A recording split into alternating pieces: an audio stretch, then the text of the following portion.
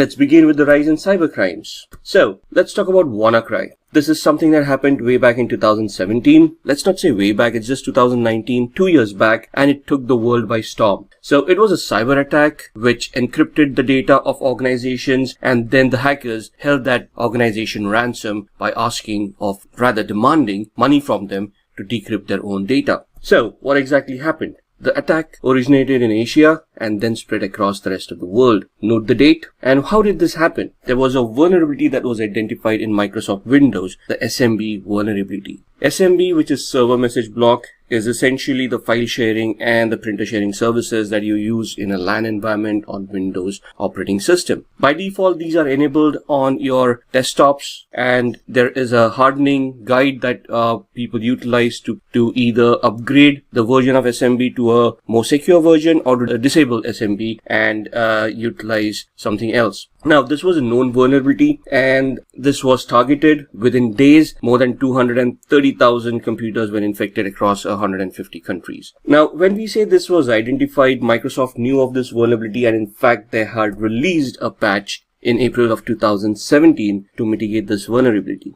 Within 2 months of that release, this attack had happened. Now, in a real world scenario, it is not possible for all the servers and devices to be upgraded to the latest patch level, because organizations need to test those patches to see if those patches are going to interfere with the services that they are providing. And hence, no organization will be completely patched up at any point in time. And this was the flaw that sadly took down a lot of organizations. The patch was available, but it was under testing. Some were not utilizing it yet, and they did not see it as a high value risk. And suddenly something happened and WannaCry took place. Now, what happened was a crypto worm called WannaCry, which basically encrypts the data and locks the user out of their own computers. And they get a screen in front of them which says your data has been encrypted, and it gives them a link, and they demand $300 to $600 to be paid to the hackers to retrieve the decryption key for their data. Now here, obviously, you're not going to pay cash to hackers, neither are you going to make a bank transfer, because both of the ways you can identify the hackers and then pursue them. So the hackers demanded this exchange via bitcoins, cryptocurrency. This is the best way to remain anonymous and the best way to make payments over the internet without being identified.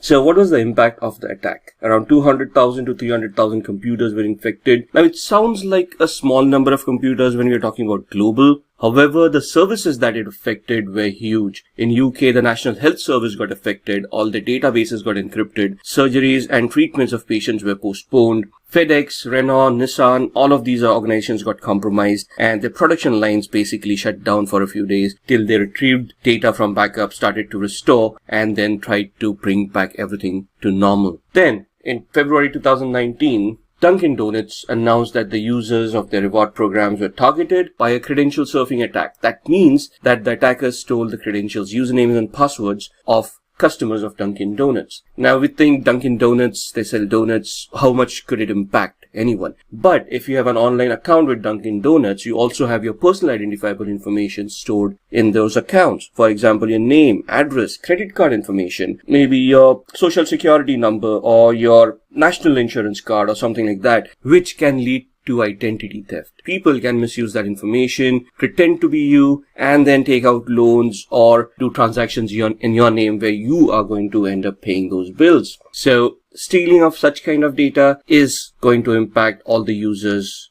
adversely. So the first name, last name, and email IDs were stolen. That is still good enough to launch social engineering attacks and target these victims to phishing attacks or similar attacks. So now let's look at the different types of attacks in cyber. So we are going to discuss these 6 malwares. We are going to talk about social engineering attacks, man-in-the-middle attacks, denial of service, SQL injections, and password attacks. Now, if you look at this, malwares basically target hosts, operating systems. Social engineering attacks would address or attack the gullibility of a human being with the help of a computer. For example, sending a fake mail or hosting a fake website. Man-in-the-middle attack would target a network and then try to capture data packets within the network, thus compromising your credentials. A denial of service attack would crash a service. SQL injection attacks would attack an application, and a password attack would attack the usernames and passwords of accounts, thus taking advantage of weak passwords and getting access to your accounts. So let's start with malwares. Malware basically refers to malicious software. The first part of malicious, mal, and the ware out of software becomes malware. Malwares are nothing but vehicles in which hackers embed payloads. Payloads could be viruses, worms, ransomwares, trojans. So they hide these kind of malicious softwares within legitimate looking softwares and they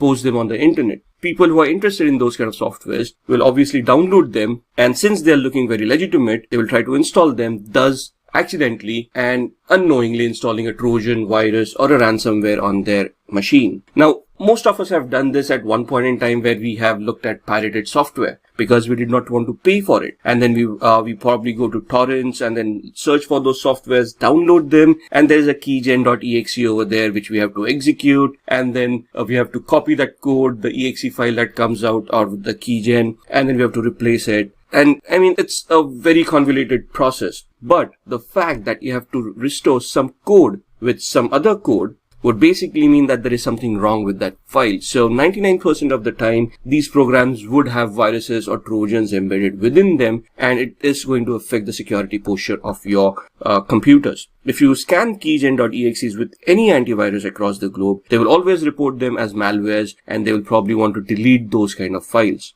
So how do these get infected? It gets infected into a system when the user clicks on a suspicious link. Now, obviously, if you think it is a suspicious link, you're not going to click on it. But you trust the link, or you're compelled to click on it just out of curiosity. Let's say you click on that link, there's a redirector, it downloads an attachment from a malicious server and it gets installed on your machine. Most of the common ways a virus or a worm is spread is through USB devices. People pass around USB devices like nobody's business, and you have no idea where that device has been used before, and you plug into your machine, and if there is a virus on that USB device, it will get infected on your machine as well. Malwares are nothing but malicious softwares that pose as legitimate softwares but will have a virus, trojan, or a worm embedded within it, right? It could also be a keylogger. A keylogger is nothing but another software that is created to catch all the keystrokes that the user is making, create a copy of it and store it and send it back to the hacker. So whatever the user is typing, it will now be known to the hacker. It could be bank details, passwords, any personal information that the user might want to keep secret.